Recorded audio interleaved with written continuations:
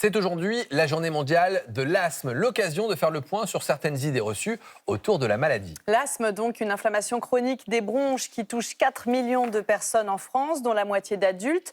Alors on incrimine souvent la qualité de l'air extérieur comme déclencheur d'une crise d'asthme. Or, l'air intérieur joue également un rôle et nous pouvons y faire quelque chose. Et pour en parler, nous sommes ravis de recevoir le docteur Claire-Lyne Dupin. Elle est médecin pneumologue à l'hôpital Paris. C'est l'hôpital Paris, ce n'est pas l'hôpital Paris, à l'hôpital Saint-Joseph, c'est à Paris. Bonjour. Bienvenue à vous. Merci d'avoir accepté notre invitation. Alors, dans la famille des idées reçues, quand on entend asthme, ça ne fait pas forcément peur. On se dit au pire, un petit coup de ventoline et ça repart, mais c'est une maladie potentiellement très grave. Oui, c'est une maladie potentiellement très grave. Souvent, elle est banalisée parce qu'elle est très fréquente. Tout le monde connaît un asthmatique dans son entourage, dans sa famille, dans ses copains d'école. Ça commence très tôt, l'asthme, et donc on y est confronté dès le plus jeune âge. Dans la majorité des cas, avec des traitements assez simples, effectivement, la maladie va être facilement contrôlée. Mais on a encore 1000 personnes qui meurent d'asthme chaque année en France. Et on a encore des gens qui ont une maladie particulièrement sévère, qu'on appelle l'asthme sévère, qui vont nécessiter beaucoup de traitements, beaucoup d'hospitalisation. Donc c'est loin d'être une maladie banale. Elle est très fréquente, 4 millions d'asthmatiques en France, mais elle n'est pas banale. Est-ce que vous pouvez nous expliquer ce qui se passe dans les bronches en cas de crise d'asthme? On vous a préparé une petite infographie pour être parfaitement didactique.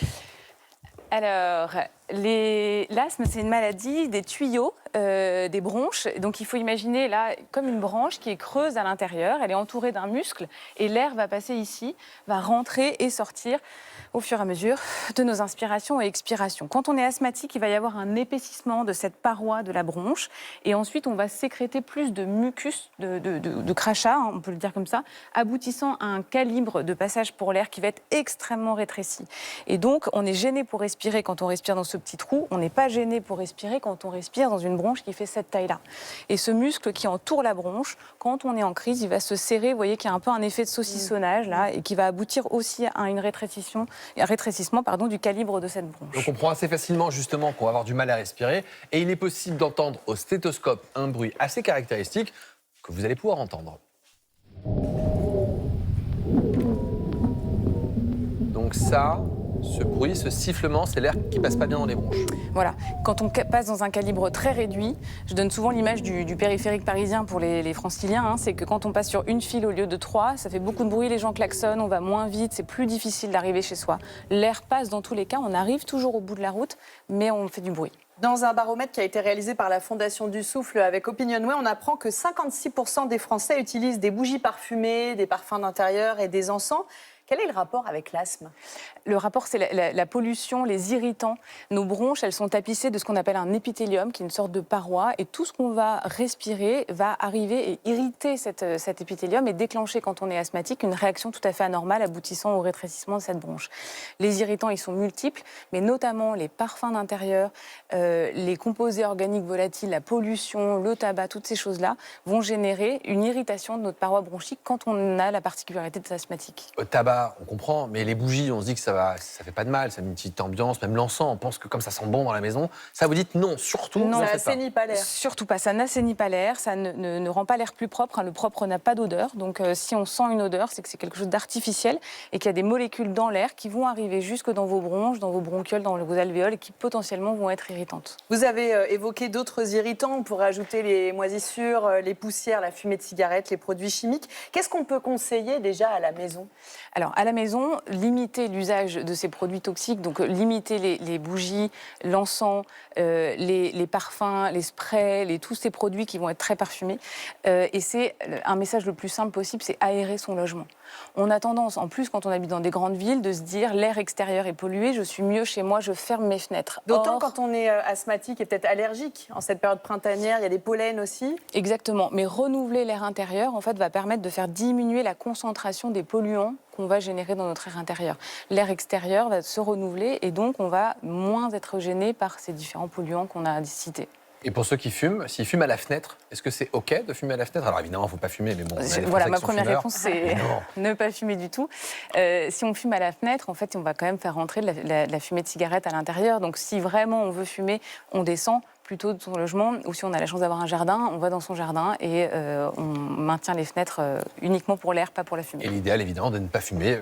Je complète, et vous avez entièrement raison. En tout cas, est-ce qu'il faut choisir un moment privilégié pour aérer avec cette histoire de pollen et avec l'histoire de la pollution extérieure Classiquement, on recommande d'aérer au moins 15 minutes le matin et le soir, dans des périodes où, surtout pour la pollution, c'est un petit peu moins intense qu'en cœur de journée où il y a toute une activité qui va se mettre en place dans une ville, donc plutôt le matin et le soir. On associe souvent l'asthme à une maladie des jeunes et des enfants, mais est-ce qu'à l'âge adulte, on peut devenir asthmatique à 40, 50, 60 ou même 70 ans? Oui, on peut devenir asthmatique à tout âge. On peut naître, enfin, en tout cas faire sa première bronchiolite dans les 2 premières années de vie, mais on peut aussi tout à fait devenir allergique et asthmatique quand on a 50 ans, même si personne dans notre entourage n'a été asthmatique. Ce n'est pas la situation la plus fréquente, mais ça peut arriver. Et donc si je siffle quand j'ai 50 ans, c'est une des possibilités que votre médecin va évoquer pour expliquer votre gène respiratoire. Si vous avez plein de questions auxquelles vous attendez des réponses, n'hésitez pas à vous rendre sur le site qui s'affiche sur votre écran. Ça s'appelle le soufflotest. C'est un test qui est réalisé pour évaluer votre souffle et éventuellement votre santé respiratoire. Donc n'hésitez pas à aller y jeter un petit coup d'œil. Merci beaucoup, merci d'avoir répondu à toutes nos questions. Merci à vous. La France a réalisé un record de greffe d'organes en 2025, mais ce n'est pas pleinement satisfaisant. Non, parce qu'on ne compte pas assez de dons au regard des besoins, d'où l'importance de lever les freins et les peurs. Voyez ce reportage de Caroline Dieudonné avec Nicolas Margerand et Stéphane Joviado. La joie et le soulagement sur le visage de Manuela après 8 ans d'attente. Il y a quelques semaines, elle a reçu l'appel tant espéré. À 18h30, j'ai reçu un appel de mon hôpital et il y avait un médecin qui m'a dit « Écoutez, Madame Dejean, on a un rang pour vous ». J'étais encore au travail.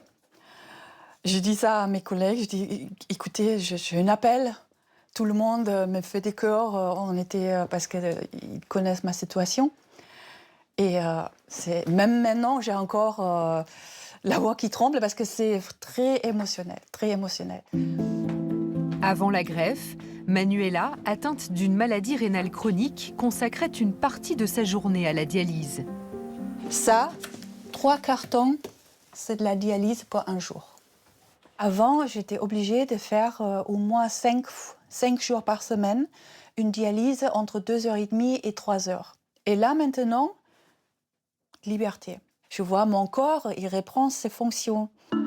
L'année dernière, il y a eu plus de 6000 greffes en France, un chiffre record, mais insuffisant face aux besoins. L'Agence de la biomédecine constate par ailleurs un taux d'opposition en hausse.